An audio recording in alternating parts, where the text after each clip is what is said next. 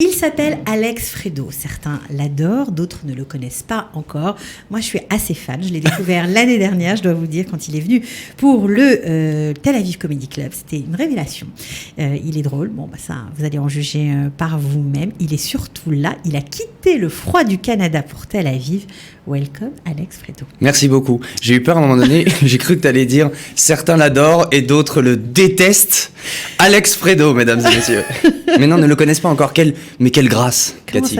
Ça va super. Je suis très content d'être ici. Hyper content. Pour cette interview matinale, comme vous pouvez le constater sur mon visage et surtout sur mes cheveux, mes cheveux sont pas réveillés encore là. Tes cheveux sont pas réveillés, mais toi par contre, tu l'es très réveillé parce que tu as vraiment cartonné cette année. Alors tu as quitté le Canada, tu es arrivé à Paris et grâce à Tel Aviv, tu fais aujourd'hui les premières parties de Kev Adams. C'est vrai, grâce à Tel Aviv, parce que c'est là qu'on s'est rencontrés l'année dernière, au Tel Aviv Comedy Club, et puis il m'a proposé de faire ses premières parties, et puis ça a commencé l'hiver dernier, et donc j'étais en France en tournée avec lui pour tout son rodage, ça s'appelle le rodage, ça il rodait son spectacle. Et alors Kev Adams, ce qui est bien, c'est quand il fait le rodage de son spectacle, il fait des rodages devant 2000 personnes, voilà. Parce que d'habitude un rodage c'est devant 30-40 personnes, lui c'est 2000 personnes, donc c'était mes plus grosses foules en fait que j'ai fait. Ouais. Et aujourd'hui je continue la tournée avec lui, donc c'est plus un rodage, c'est vraiment le spectacle.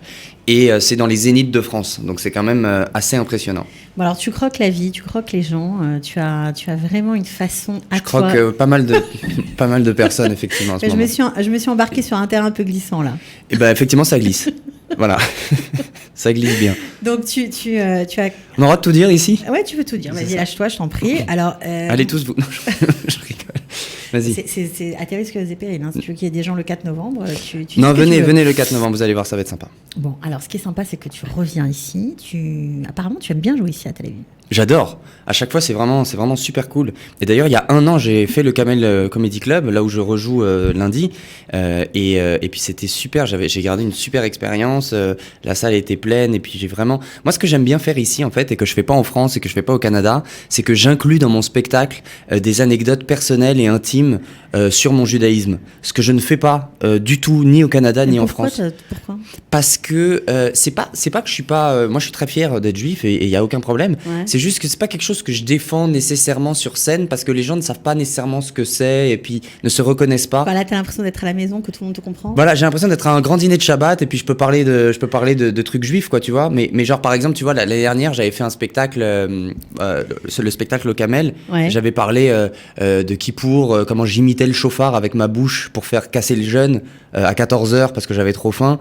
Et c'est des trucs que je peux pas faire en France devant des gens qui sont pas juifs. Il faut expliquer ce que c'est le chauffard, il faut expliquer ce que c'est. Donc là, il y a des raccourcis, quoi, qui s'imposent. Voilà. Je vais aussi parler de Sukkot cette année. Je l'ai jamais fait encore, et puis je vais le faire lundi. Je vais parler de Sukkot parce que j'habite dans un petit appartement à Paris, et la hauteur sous plafond, c'est ma taille.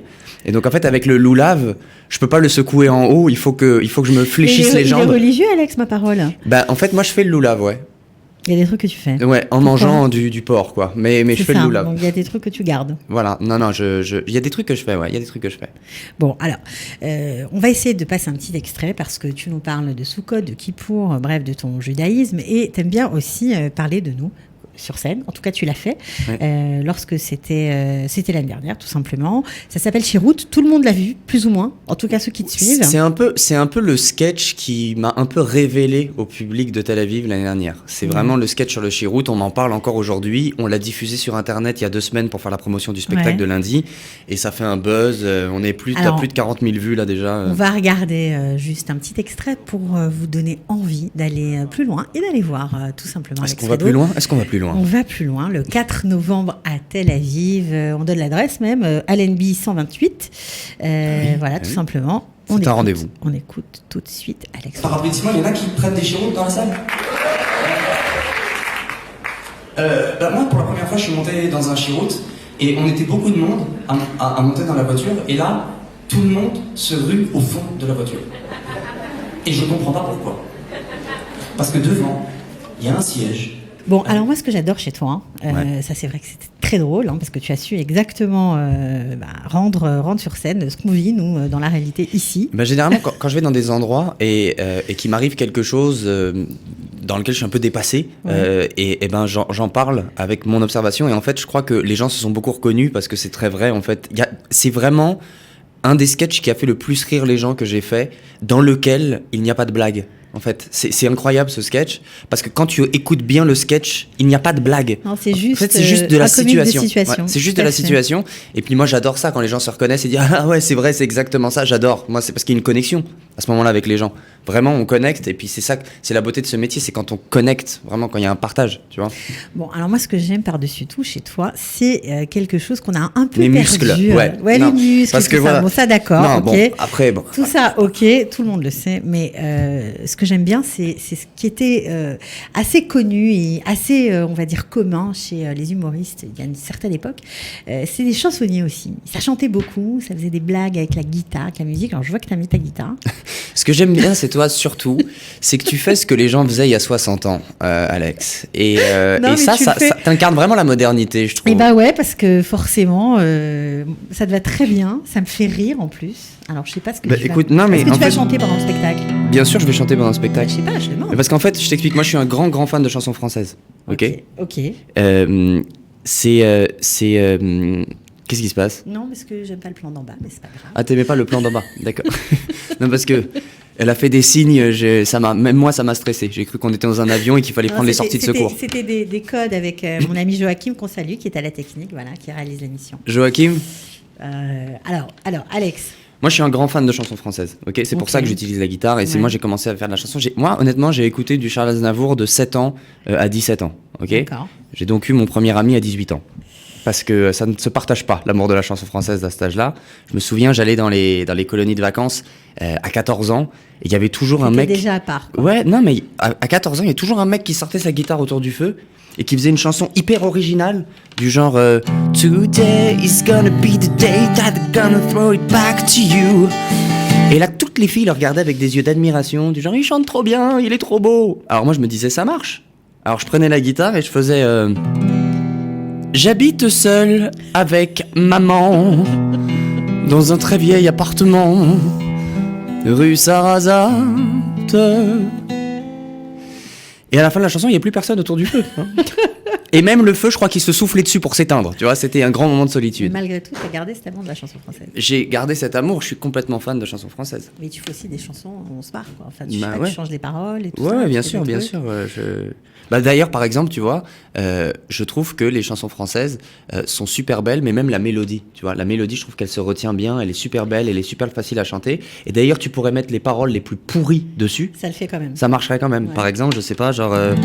Aujourd'hui, j'ai pété dans l'ascenseur. Il y avait 4 personnes. Seulement 2 ont survécu. Tu vois, ça marche quand même. Pourtant, c'est des paroles de merde, tu vois. C'est ça que tu vas nous faire Non, entre autres. Là, ça va pas aller. Hein? Je t'ai dit, tu peux mettre les paroles les plus pourries dessus, ça marcherait quand même, c'est un exemple. Après, c'est pas ça que je vais faire sur scène, mais je peux aussi changer des paroles de manière un peu plus intellectuelle. Mais j'en suis sûre. Ouais. C'est clair. Ouais. Tu nous en fais un petit bout ou pas? Je sais pas. Quelle chanson t'aimes bien, toi, Cathy? Moi, j'aime tout. Non, mais en chanson française. Bah, en chanson française, que tu veux, je sais pas. Vas-y, une chanson française, dis-moi une chanson française. Bah, t'aimes Aznavour, Fugain. Moi, j'aime Ben Mazué, tiens. Tu connais Ben Mazué? Ouais, mais ça, c'est un peu récent, ça. C'est un peu récent. Je te rappelle que moi, je fais du vieux jeu, moi, je te rappelle. Ce que tu veux, vas-y. La bohème. On dirait Enrico, là, pour le coup. Cathy au studio Calita. Elle m'a invité faire une interview parce que je lui ai demandé. C'est pas vrai. Allez, venez le 4 novembre. Allez, venez le 4 novembre au Camel Comedy Club. Ça commence à 19h30. On va se marrer. Enfin, j'espère que vous allez vous marrer parce que moi je vais faire des blagues. J'espère qu'elles seront drôles.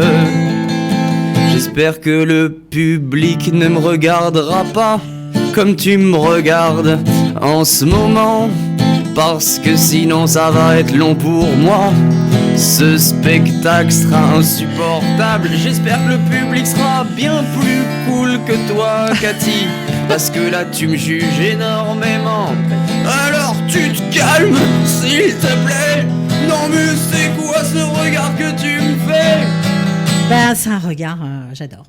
C'est un regard, ça c'est quand t'adores. Bon bah écoute, ça doit être pas facile d'être avec toi dans d'autres circonstances. Si tu vois ce que je veux dire, si tu vois ce que je veux dire, si tu fais ce regard-là quand tu kiffes, mon Dieu, j'aimerais pas jouer avec toi. Bon voilà, vous avez vu, moi aussi j'en ai pris pour mon grade aujourd'hui, mais franchement, merci Alex Fredo de cette petite, cette petite blague. Alors j'en ai une autre après. Mais je sais que t'en as plein d'autres. Non mais t'en as plein d'autres. Vraiment, on a plein. Mais celle-là, je la chante à mon spectacle, hein, Cathy. Mais elle s'appelle Cathy d'ailleurs. Mais d'ailleurs, mais j'y compte bien, c'est pour ça que je viens d'ailleurs. D'ailleurs, je la chante, elle dure 15 minutes en vrai, et le spectacle dure 25 minutes. Donc c'est vraiment 70% du spectacle. Combien de temps dure le spectacle d'ailleurs? Ça va durer 1 heure, ça dépend parce que j'ai une première partie, j'ai 2 premières parties je pense. Jacob Tsevi. Ben ouais, on n'a pas parlé de lui, on le connaît, on l'a reçu d'ailleurs. Qui d'ailleurs est un humoriste formidable et qui m'a beaucoup aidé pour le spectacle, d'ailleurs que je remercie en ondes et que je remercie en vrai, d'ailleurs je le remercie beaucoup en vrai, et je le remercie aussi publiquement devant toutes ces personnes qui nous écoutent, elles sont nombreuses. Ben j'espère. Bien, donc en tout cas il sera là en première partie du spectacle au Camel, et moi mon spectacle va durer 1 heure à peu près. 1 heure, bon. Qu'est-ce que tu fais après le spectacle? Où tu vas aller? Qu'est-ce que tu aimes faire quand tu es à la télé? Eh bien, voilà, après si vous êtes disponible. Bon, ouais, c'est mon heure de gloire aujourd'hui avec toi. Après le spectacle, Cathy, je pense que tu vas amener ta mère, c'est ça?